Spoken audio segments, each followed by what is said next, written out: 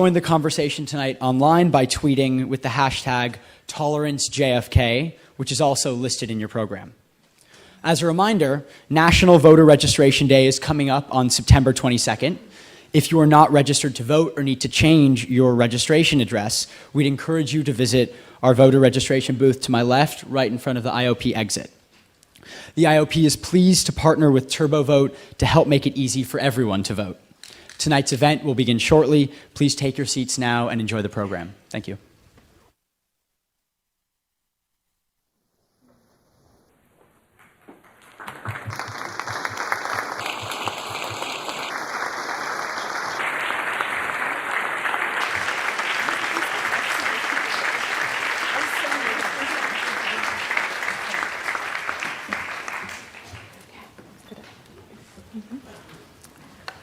Good evening and welcome to the John F. Kennedy Jr. Forum. I'm Maggie Williams, Director of the Institute of Politics here at Harvard. And it is my pleasure to introduce our moderator, an individual who is truly a woman for all seasons. Government leader, crisis manager, terrorism expert, homeland security strategist, civil rights attorney, TV news analyst, newspaper columnist, Harvard faculty member, and mom. Juliette Kayyem, not running for governor. Juliette Kayyem is all of these and more. Juliette began her career at the U.S. Department of Justice, where she was a trial attorney in the Civil Rights Division before becoming legal advisor to Attorney General Janet Reno. She served on the National Commission on Terrorism before joining the administration of Massachusetts Governor Deval Patrick as the state's first undersecretary for Homeland Security. More recently, Juliette was President Obama's Assistant Secretary for Intergovernmental Affairs at the Department of Homeland Security. She is a columnist for the Boston Globe, an on-air security analyst for CNN and other television and radio networks. She also hosts a bi-weekly podcast called Security Mom. We are most fortunate to have her as a faculty member here at the Kennedy School and as a member of the Belfer Center's Board of Directors.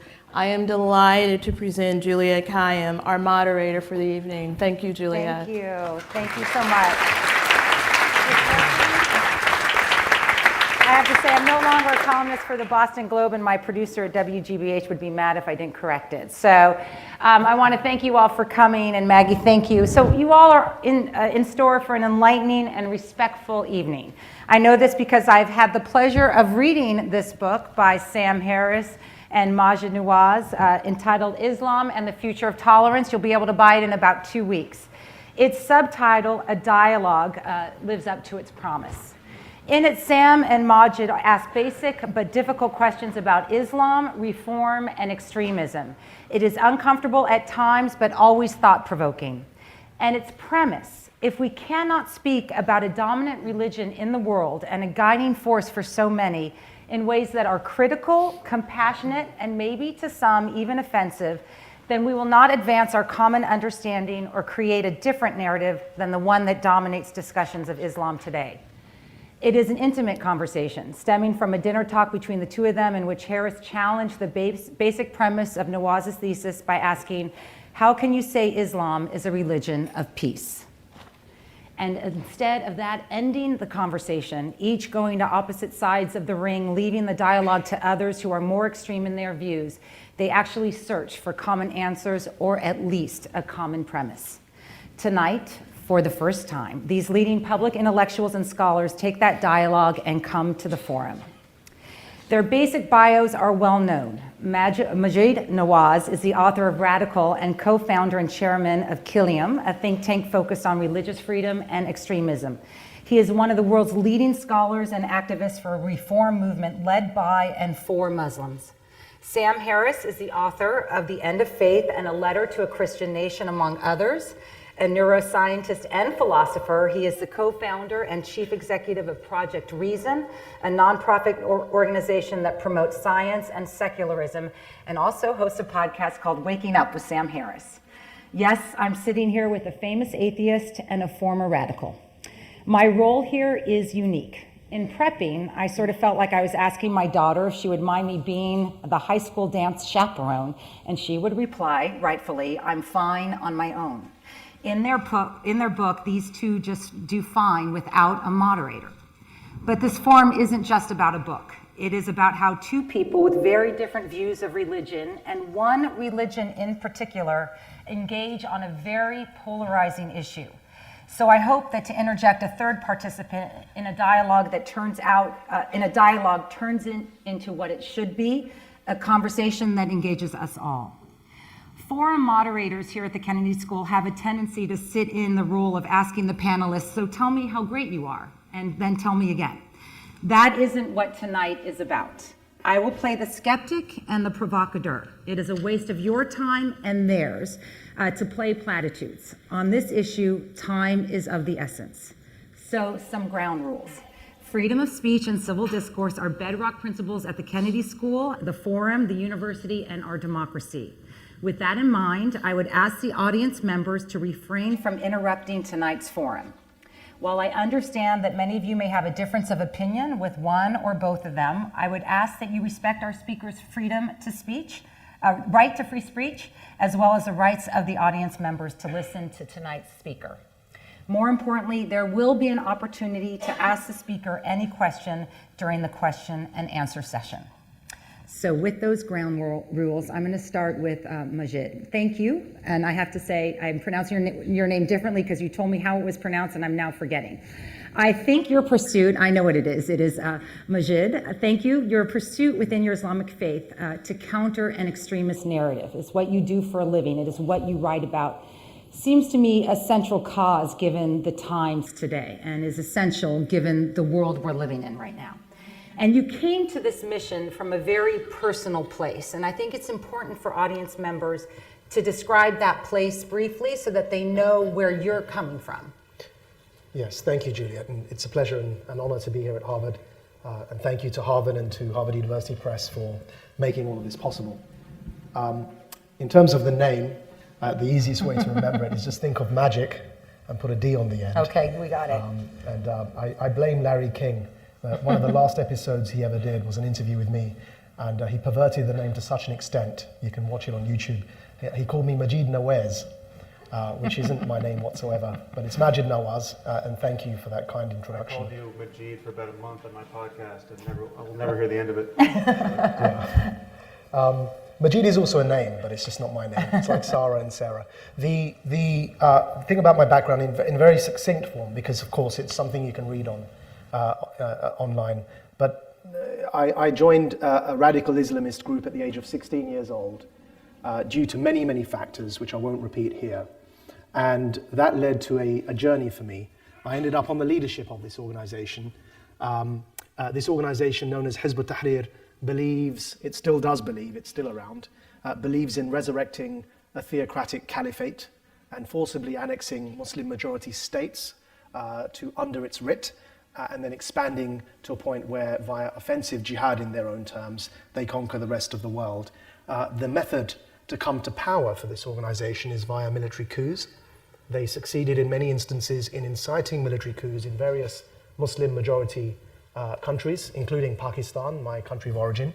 The last of which was a couple of years ago, where the Pakistani government announced that Brigadier Ali Khan had been arrested along with a few other plotters for being affiliated with Hizb ut-Tahrir. They are very serious about coming to power via military coups, and they were the first organization to popularize the notion that in this modern day and age, Muslims such as myself must dedicate our cause, our life's energies to resurrecting a theocratic caliphate.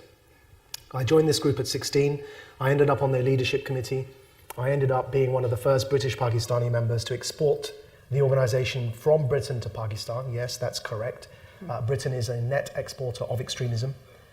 It went that way round, not the other way round. Though, of course, Pakistan has produced its own fair share of Taliban and other such groups.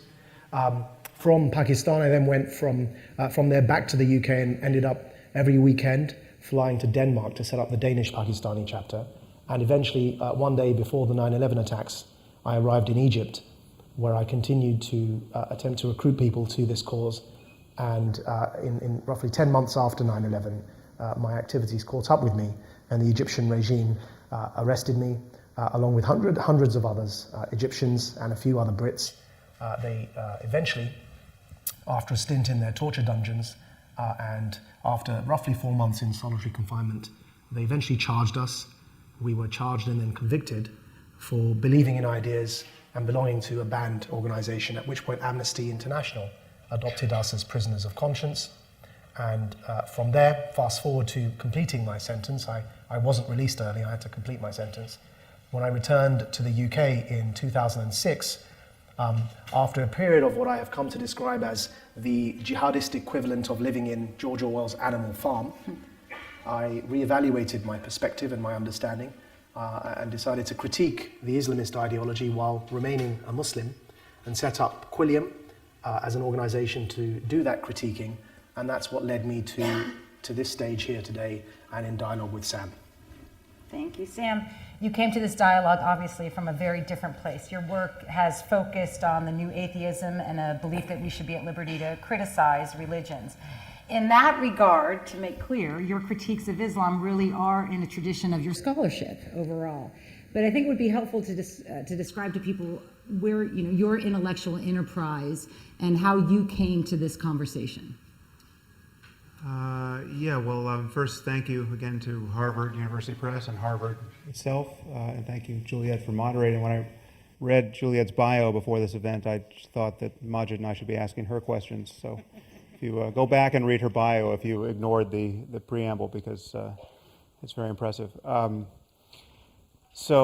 had been studying philosophy and I've been kind of self-taught in religion for the decade of my 20s. I was very interested in religion and spiritual experience. I spent a lot of time in India and Nepal studying meditation.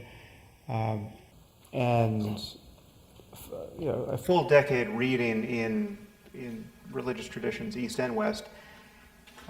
Decided to go back to school to do a PhD in what ultimately became neuroscience. I thought I would do a PhD in philosophy, but then I kind of got sick of hearing the philosophers wait around for the results from neuroscience labs when the conversation turned to the topic of consciousness and the nature of the mind, which is really the center of my interest.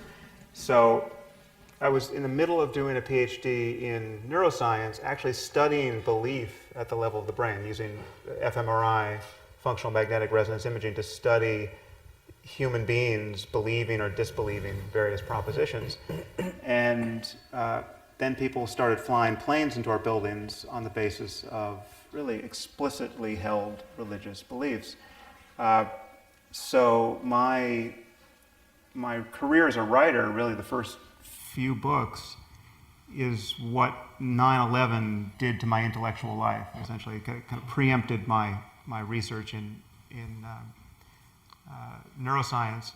And I was AWOL for a couple of years. I wrote The End of Faith. I wrote Letter to a Christian Nation, which was my pushback against the Christian pushback to The End of Faith. But many people have noticed over the last, since I've been criticizing religion, that I've had a special focus on Islam. And one thing that has been somewhat unique about my atheism, though I never identified myself as an atheist when I wrote The End of Faith, was that I believe religion is a word like sports. It's just a suitcase term that names a very diverse range of behaviors and commitments. And just as you can't talk about Thai boxing and badminton in the same vein, and